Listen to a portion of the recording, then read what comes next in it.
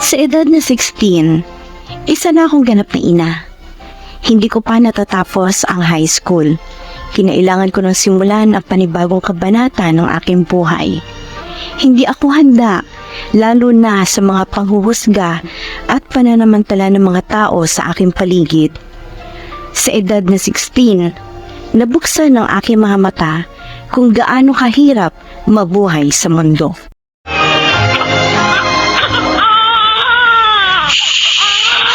Na baby, kanina ka pa umiiyak eh. Bakit ka ba iyak ng iyak? Pinapadede naman kita. Oh, busog ka na nga, oh. Tahan na, please. Naku, paano na ba ito tatahan? Baby, sige na, tahan na. Ano bang gusto mong gawin ni Mama, ha? Huwag ka na kasi umiyak. Tingnan mo, namumula ka na. Tahan na, baby. Pa, si baby hindi tumitigil sa pag-iyak eh. Ano po bang gagawin ko dito? Bulan. Patingin nga. Akin na akong kakarga. Hirap-hirap naman yung patahanin eh. Bakit ba umiiyak ang baby namin, ha? Puno ba ang diaper nito? Kapapalit ko lang po niyan. Tingnan nga. Nako, kaya naman pala eh. Yan o, tinan mo, ang daming rashes sa puwet, oh. Sa diaper yata ito eh. Ha? Nasaan pa? Ayan o, batiya ba? Ano? Oh. Pa, ano gagawin natin? Unang-una, huminto ka muna, ha? Huwag ka magpanik. Kasi naman hindi ko na alam mga gagawin ko pa. Kaya, sinasabi ko sa'yo kung anong gagawin mo, ha? Tumigil ka muna dyan sa kaiyak. Tapos magbihis ka dahil dadali natin sa clinic si baby. Oo po, sige po. Dito lang sana ang lola mo, baby. Oo. Sana may katulong kami sa pag-aalaga sa'yo.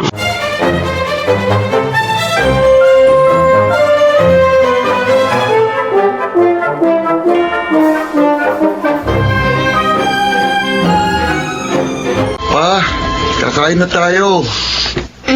Kuya. Ay, kabayo. Ano ka ba naman, Hera? Nakakagulat ka naman.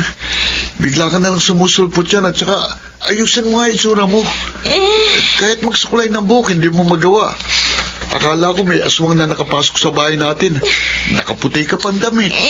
Nantok na ako eh. Pero hindi ako makatulog. Kamusta na ba si baby? Ayun, nakakatulog na ng maayos kasi gumaling na yung rashes. Kaso ko naman itong pagod na pagod. Sa sobrang pagod, di na ako makatulog. Kumain ka na muna. Ayoko, wala akong gana. Ano ka ba?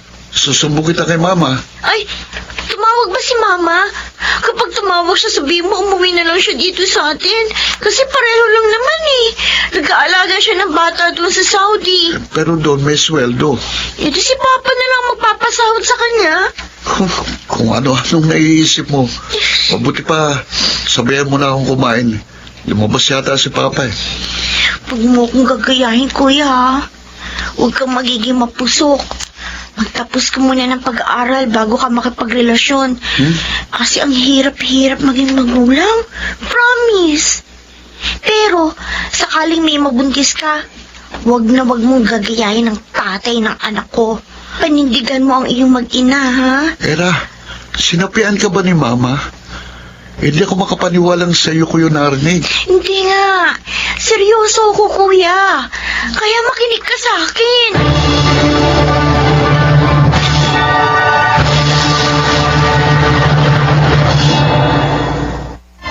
Jenny!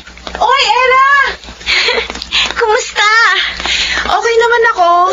Eto, kagagaling ko lang school. Finals namin ngayon eh. Mahirap ba yung exam? Oo. Pero nag-review naman ako kaya confident ako kanina. Uy, bakit nandito kayo sa labas ng baby mo? Kinakausap ka niya, oh. Ay, oo nga. Hi, baby! Ang cute-cute naman ng baby niyan. Appear! Hindi pa yan marunong mag-appear. Ha? 3 buwan pa lang yan eh. Ay, ganun ba? Jenny, may itatanong nga pala ako sa'yo. Ano yun? Si Marky, pumapasok ba? Oo, Kumusta siya? okay naman siya. Dati lang. May bago na bang girlfriend? Wala naman ako nakikitang kasama niyo. Okay. Bakit? Maasa ka pa magkakabalikan kayo? Eh di ba ayos sa'yo ng mama niya?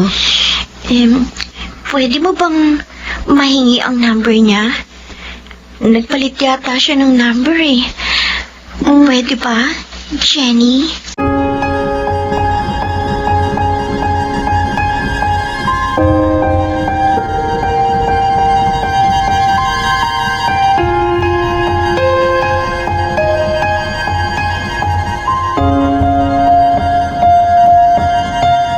Pare, Uy!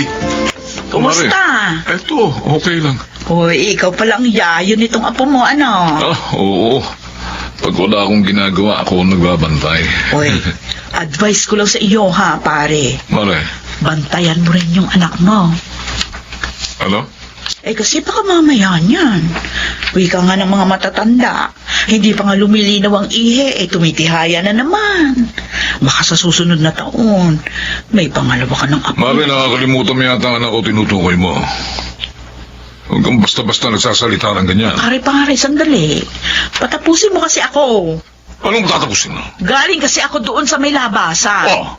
Eh nakita ko yung bunso mo. Kausap yung tatay niyan.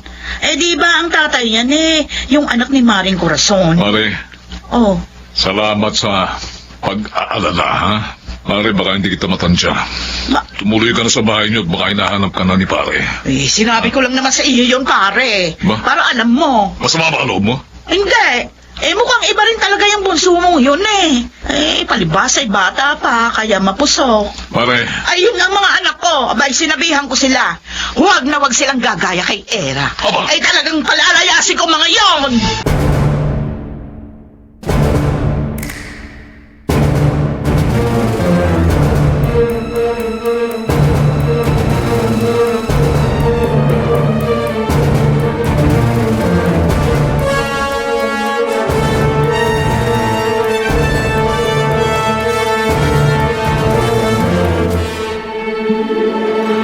totoo bang nakipagkita ka sa tatay ng anak mo, Era?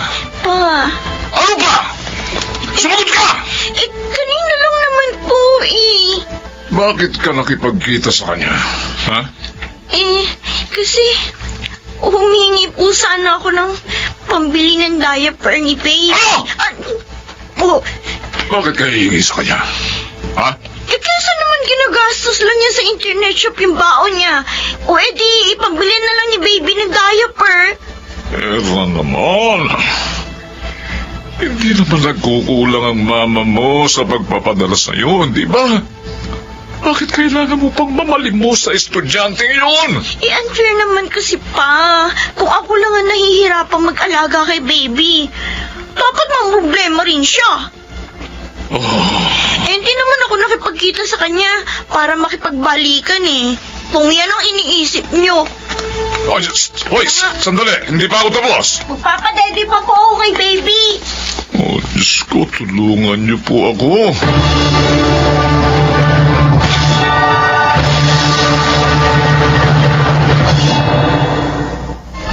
Pa, kung babalik na si Era sa pag-aaral, sino mag-aalaga kay baby? Gusto mo, ikaw? Basta may sweldo. Hindi ka nga marunong magtupi ng mga damit ko, kuya Ay, kaya ko naman magpatulog ng bata. Hindi, may kinuha na akong yaya. Wow, sosyal may yaya Ngayon lang naman, kuya Gusto ko rin talaga makapagtapos ng pag-aaral. Kapag hindi ko na ituloy ang pag-aaral ko ngayon, baka hindi na ako makapagtapos. Basta yun, ha? Alam mo na kung ano ang naging pagkakamali mo noon. Huwag mo lang uulitin yun. Opo, pa. Pangako.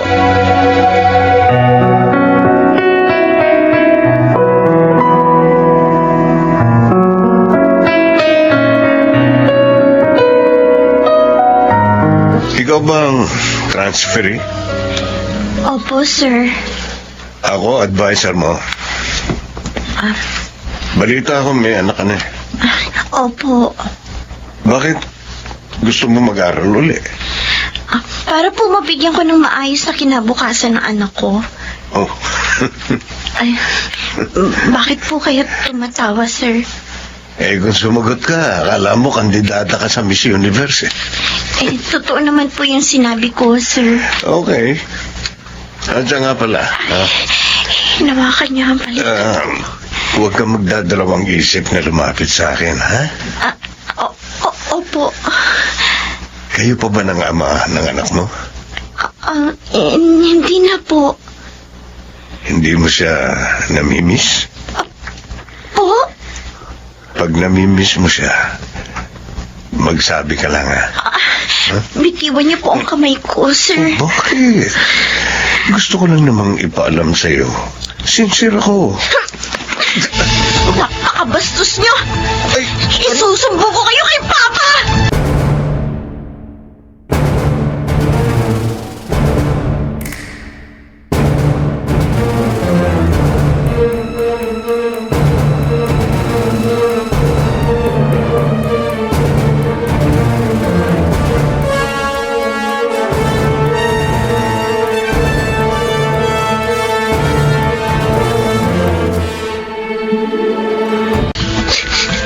Tana, kinausap na ni Papa yung management ng school nyo. Tatanggal yung teacher na yun. Kuya, dahil ba maaga ako nabuntis? Akala ba ng mga tao, puro ko lang dialangan na sa isip ko? Akala ba nila, gusto ko yung nangyari sa akin? Pinagsisisihan ko nga yung nangyari sa akin eh. Pinagsisisihan ko na naging mapusok ako. Alam ko mali yung nagawa ko noon. Kaya nga gusto ko sana magsimula ulit. Teka, Para kahit mala sa anak ko. Kasi wala naman ako magawa eh. May anak na ako. Hindi ko na maibabalik yung panahon. Pero bakit parang ang tingin sa akin ng mga tao? Isip bata na pwede lang utuin ang ganun-ganun na lang. tumahan ka na sabi. Hayaan mo na ibang tao. Hindi naman mahalagang iniisip at sinasabi nila tungkol sa'yo. Ang mahalaga yung sinasabi namin. Naniniwala kami ni na Papa at Mama na may magandang bukas na naghihintay sa'yo. Kaya huwag mo nang pakinggan yung sinasabi ng ibang tao. Naintindihan mo ba ako? Ha? Ang hirap-hirap pala ng ganito. Oo, Kuya. mahirap. Mahirap talaga. Pero malalagpasan mo rin ito. Narito kami para sa'yo, Era. Ikaw, naniniwala ka ba na malalagpasan mo ito? Naniniwala ka ba na may magandang kinabukasan na naghihintay sa'yo? Ha? Oo, Kuya. Ganun mo pala eh. Kaya huwag ka nang umiyak.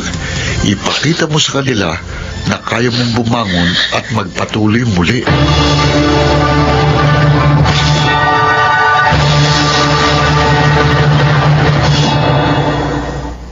Ganon nga ang ginawa ko.